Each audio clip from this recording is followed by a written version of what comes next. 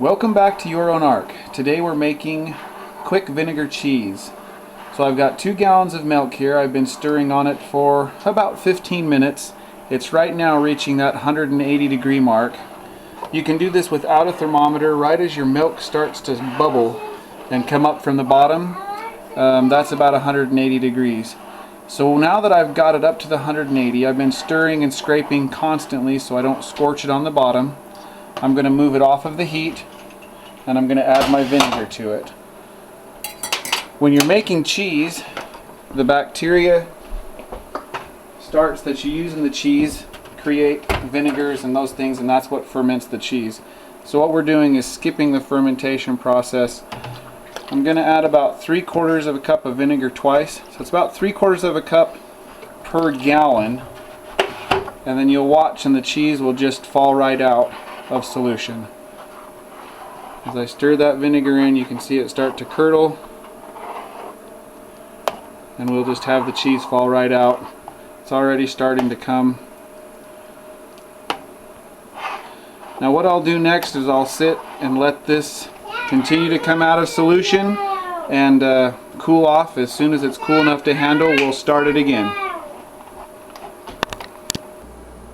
So it's been about 30 minutes now, 45 minutes. It's cooled down enough where I can handle it.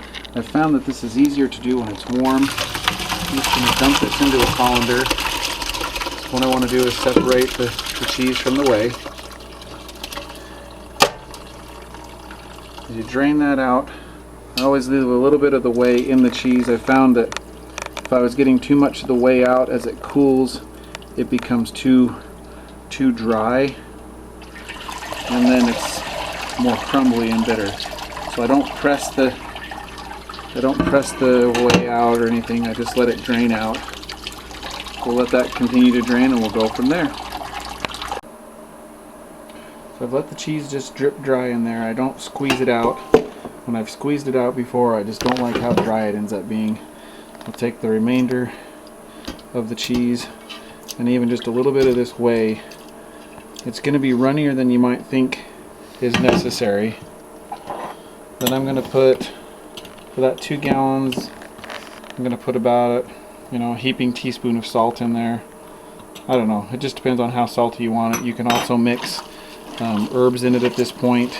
If you want basil, oregano, or any kind of cheese dip spices or whatever, this is the time when you mix it in. It's still pretty hot on my hand. It's just cool enough that I can handle it. If I kept my hand still, it would probably burn me. But as you work it when it's hot like this, when I put it in the containers, it'll kind of solidify together. If it gets too cold and it gets granule, it'll turn into small granules, and it's just not as easy to work with when you're trying to cook with it. This cheese has not gone through the process. It doesn't have an active bacteria in it. That's the culture, I guess I should say. It doesn't have the active culture in it, so it will spoil faster, because that culture is what helps it to continue to age.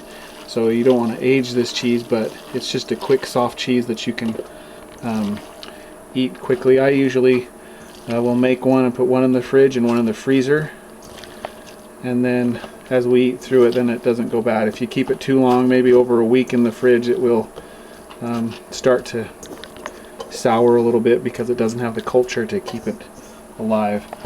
But that is the simple process. As you can see, this is still a little moist, and I just pack it in the Tupperware, and now you have some cheese that doesn't melt very well, but it's kind of fun as it melts. And then I've put the whey that's come off of that in these 2-quart jars, so you get about 1 gallon of whey off of the 2 gallons of milk and 2 containers worth of cheese. You can use the whey in lots of recipes. You can use it for your acidic soaking medium, feed it to the chickens, composting. There's a lot of recipes that call for buttermilk or whey. So if you have any questions, send us an email at yourownark.blogspot.com.